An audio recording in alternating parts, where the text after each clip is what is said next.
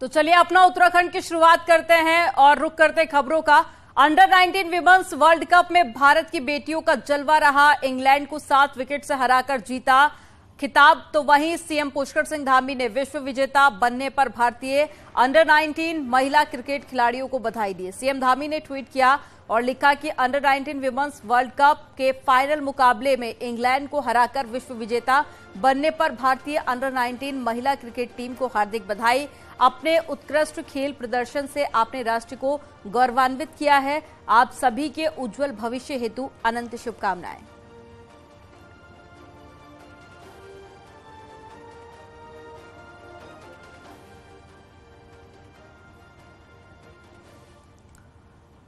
ऋषिकेश के रायवाला में बीजेपी प्रदेश कार्य समिति की पहले दिन की बैठक खत्म हो गई है। पहले दिन समाज के हर वर्ग के बीच में समन्वय बनाकर संगठन की मजबूती पर बल दिया गया और इसके साथ ही पार्टी के विभिन्न मोर्चों से लेकर संगठन के कामकाज की समीक्षा बैठक की गई।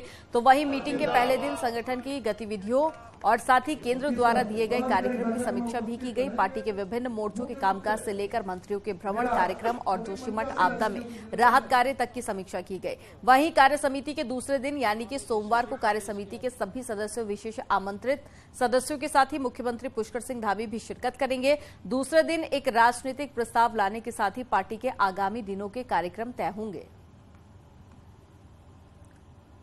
लोकसभा का चुनाव भी आ रहा है, वो भी उसका केंद्र बिंदु होगा। 2 दिन अनेकों विषयों पर चर्चा होते हुए आने वाले 3-4 महीनों के कार्यों का निर्धारण होगा और उस पर चलने के लिए संकल्प होगा।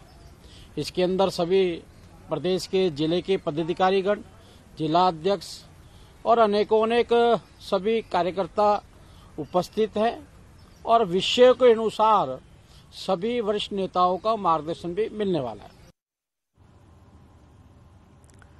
प्रदेश कार्य समिति की मीटिंग में शामिल होने आए बीजेपी प्रदेश प्रभारी दुष्यंत गौतम ने कांग्रेस की हाथ जोड़ो यात्रा पर तंज कसते हुए कहा कि वो अतीत में की गई अपनी गलतियों के लिए हाथ जोड़ रहे हैं, तो कुछ राहुल गांधी और कुछ हरीश रावत से छुटकारा पाने के लिए हाथ जोड़ रहे हैं।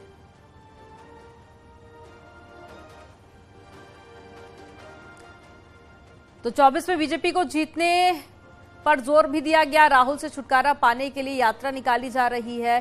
बीजेपी नेता की तरफ से तंज कसते हुए कहा गया कि कुछ लोग हाथ जोड़ रहे हैं कांग्रेस की नीतियों को लेकर।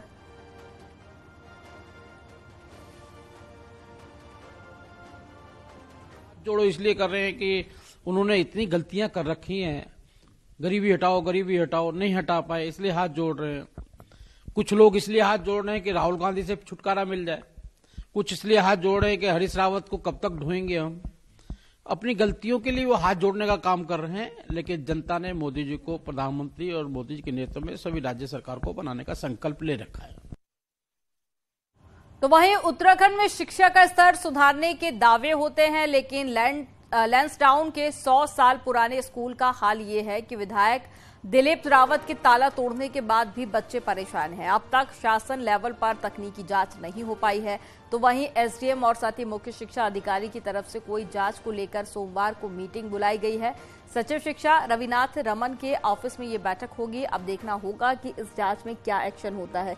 खबर है कि ये स्कूल को मॉडल स्कूल बनाने के नाम पर करोड़ों रुपए बर्बाद कर दिए गए और बिना डीपीआर और एमओयू के 100 साल पुराने इंटर कॉलेज पर काम हुआ, जो कि मॉडल स्कूल के बजाय खंडर बन चुका है।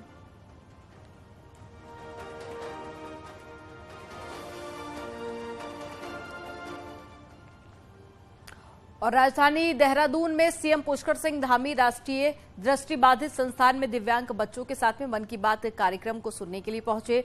मन की बात कार्यक्रम सुनने के बाद में सीएम ने कहा कि पीएम मोदी मन की बात करते समय प्रधानमंत्री की तरह नहीं, एक अभिभावक की तरह बात करते हैं और लोगों को अपने अपने क्षेत्र में काम करने के लिए प्रेरित और मार्गदर्शन भी मिलता है और लोग प्रधानमंत्री की बात और सलाह मानकर अपने जीवन में प्रगति कर सकते हैं। काम करने वाले लोगों को भी इस बार प्रधानमंत्री जी की मन की बात में उन्होंने आज दिव्यांग बच्चों की भी बात की, दिव्यांगों की भी बात की और मन की बात एक ऐसा कार्यक्रम है और लग ही नहीं रहा था कि प्रधानमंत्री जी एक प्रधानमंत्री के रूप में बोल रहे हैं। ऐसा लग रहा था कि प्रधानमंत्री जी घर के माता पिता की तरह, घर के अभिभावक की तरह, और प्यारे बच्चों जो बचपन में मेरे जैसे लोग भी सोचते थे कि कोई हमको ऐसा बताने वाला होता, कोई हमको ऐसी शिक्षा देता, कोई हमको ऐसी राह दिखाता, वो राह दिखाने का काम। और हर किसी को उन्होंने कहा कि सबके पास भगवान ने कोई ऐसा नहीं बनाया है कि वो अलग है, लेकिन सबके अंदर, हर किसी के अंदर, यहाँ पर जितने भी बच्चे हमारे बैठे हैं, आप लोग ये मानिए कि आप सबके अंदर भी कोई न कोई ऐसी चीज है जो उत्कृष्ट है।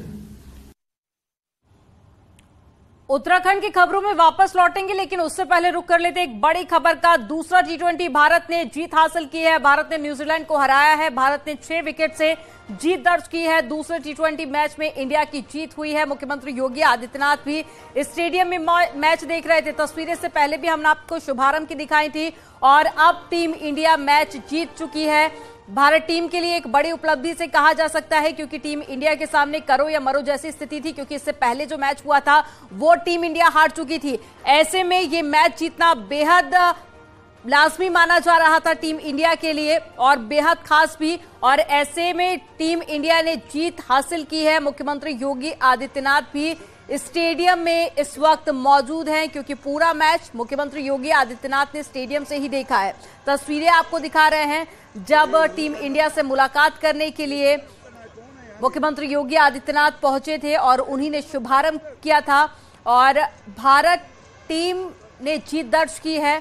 और इससे पहले जब न्यूजीलैंड से मैच हुआ था तो टीम इंडिया हार गई थी, जिसके बाद अब ये दूसरा मैच था और अगर ये मैच न्यूजीलैंड जीता तो वो सीरीज अपने नाम कर लेता, लेकिन ये मैच जीतकर टीम इंडिया ने आगे भी अपनी जगह बना ली है।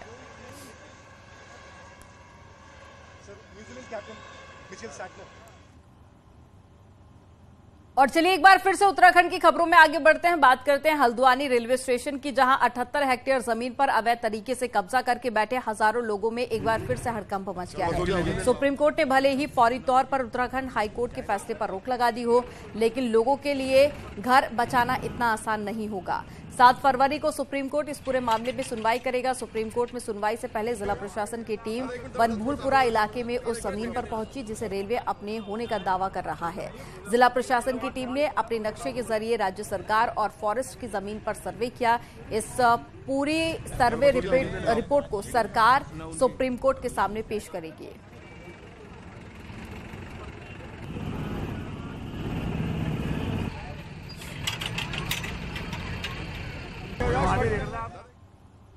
तो 13 सूत्रीय मांगों को लेकर रोडवेज यूनियन की 31 तारीख को एक बार फिर से हड़ताल होने जा रही है, लेकिन इस बार परिवहन निगम भी यूनियन की प्रेशर पॉलिटिक्स को झेलने के मूड में नजर नहीं आ रहा है। परिवहन निगम के सचिव और एमडी के साथ ही मांगों को लेकर 4 बार की मीटिंग हो चुकी है, लेकिन अभी तक कोई हल यहां पर नहीं निकलता हुआ देखा जा रहा है। इसलिए हिमाचल, पंजाब, यूपी, हरियाणा, मध्य प्रदेश राज्य से एक्स्ट्रा बस चलाने की गुजारिश कर दी गई है ताकि जनता को परेशानी ना हो सके। तो वहीं उत्तराखंड परिवहन निगम की रोडवेज यूनियन अपनी हड़ताल को सफल बनाने की भरसक कोशिश कर रही है।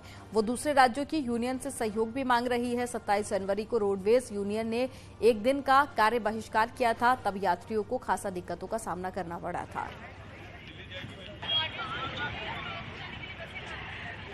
जो परिवहन कार्यालय हैं, संभागीय उप संभागीय परिवहन कार्यालय, वहाँ कंट्रोल रूम स्थापित कर दिए गए हैं। इसी तरह परिवहन निगम के जो डिपोज हैं या कार्यालय हैं, वहाँ कंट्रोल रूम स्थापित किए गए हैं। निजी क्षेत्र के वाहनों को आवश्यकता अनुसार स्पेशल परमिट या टेम्परेरी परमिट दिए जाएंगे, ताकि उन मार्गों पर जहाँ परिवहन निगम एक्सक्लूसिवली संचालित करता है उस पर जो उनकी निर्धारित समय सारणी है और जो मार्ग है उसके अनुसार संचालन हो सके। तो परिवहन विभाग है, उसकी अपनी सोच है कि हम प्राइवेट बसें रोडवेज की जगह चला लेंगे या हम दूसरे स्टेट से बसें बढ़ाने की रिक्वेस्ट करेंगे, लेकिन हम भी अपनी तैयारी से हैं। 31 की रात से अगर हम हड़ताल करेंगे तो ना हम अपने बस अड्डों से प्राइवेट बसें चलने देंगे, और हमने जो हमारी यूनियन है सहयोगी हरियाणा में और यूपी में और चंडीगढ़ में, हमने उनसे भी रिक्वेस्ट करी है कि आप जो है हम अपने यहाँ से बसें उत्तराखंड में ना भेजें। और चलिए अब बात करेंगे मौसम के मिजाज की, जहां उत्तराखंड में मौसम विज्ञान केंद्र ने 30 जनवरी तक बारिश और बर्फबारी का अलर्ट जारी कर दिया है। अधिक ऊंचाई के इलाकों में जहां बर्फबारी देखने को मिल सकती है, तो वहीं मैदानी जिलों में बारिश की संभावनाएं जताई गई हैं। 31 जनवरी के बाद मौसम प्रदेश भर में साफ होने का पूर्वानुमान है, तो वहीं आज कई जगहों पर हल्की बारिश हुई है, जबकि ऊंचाई वाले इलाकों में बर्फबारी का दौर जारी है। 2500 मीटर या उससे अधिक ऊंचाई वाले क्षेत्र हैं, वहाँ पे बर्फबारी मिलने की संभावना है।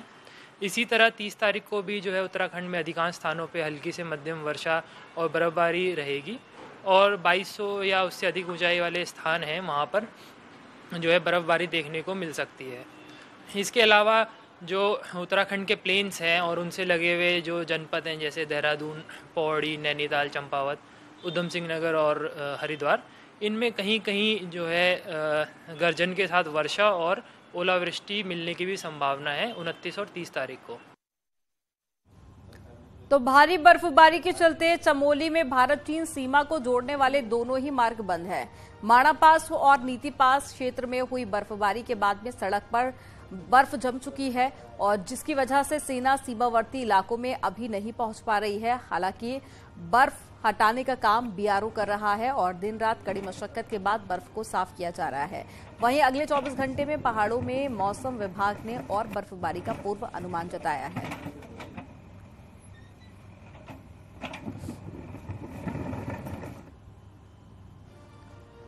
उत्तरकाशी के ऊंचाई वाले क्षेत्रों में बर्फबारी शुरू हो गई है। गंगोत्री, यमुनोत्री, हर्षिल, राड़ी और मुखवा के साथ ही खरसाली समेत ऊंचाई वाले क्षेत्र में भारी बर्फबारी जारी है। भारी बर्फबारी के चलते गया गंगोत्री यमुनोत्री हाईवे बंद हो गया है।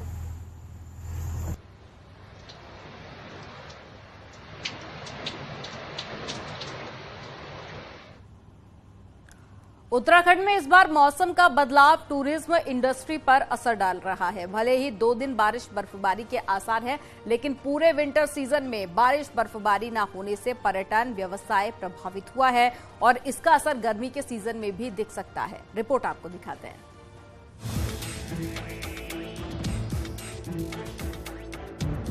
उत्तराखंड में मानसून सीजन से लेकर विंटर सीजन इस बार बदलाव में ही दिखा। पूरे विंटर सीजन में बारिश सामान्य से 5 mm तक कम रिकॉर्ड रही, जिस वजह से जनवरी के महीने में टेम्परेचर बढ़ा ही नजर आया। शनिवार को तो टेम्परेचर दोपहर में 29 डिग्री के करीब था। ऐसे में इस बार वेस्टर्न डिस्टर्बेंस का असर प्रदेश में ज्यादा एक्टिव नहीं रहा। यही हाल मार्च अप्रैल तक रहेगा, ऐसा होना माना जा रहा है। ये भी अनुमान है कि अच्छी गर्मी इस साल पड़ सकती है।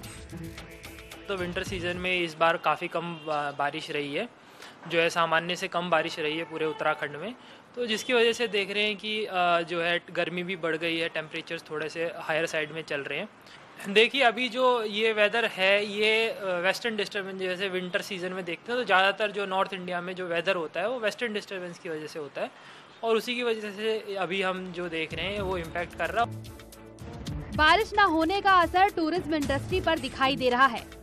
पहाड़ी इलाकों में 24 और 25 तारीख को कहीं कहीं बर्फबारी तो रही, लेकिन उसमें पर्यटक ज्यादा नहीं आए। वहीं उत्तराखंड में होटल से लेकर छोटे व्यापारी भी टूरिस्ट न आने से परेशान नजर आ रहे हैं। औली में जो इस बार बर्फबारी हुई है काफी लेट से हुई है और काफी कम मात्रा में बर्फबारी हुई है, जिससे कि जो पर्यटक है, जो स्थानीय स्कीयर हैं, चाहे आपका होटल व्यवसाय वाले हैं, कोई भी है, ये काफी संतुष्ट नहीं है। इस बार मौसम की काफी निराश कर है मौसम ने, जो बर्फबारी बहुत ही लेट और बहुत ही कम मात्रा में हुई है। पहाड़ों में ज्यादातर लोगों की आजीविका टूरिज्म इंडस्ट्री पर निर्भर है। ऐसे में मौसम में बदलाव इस वर्ग को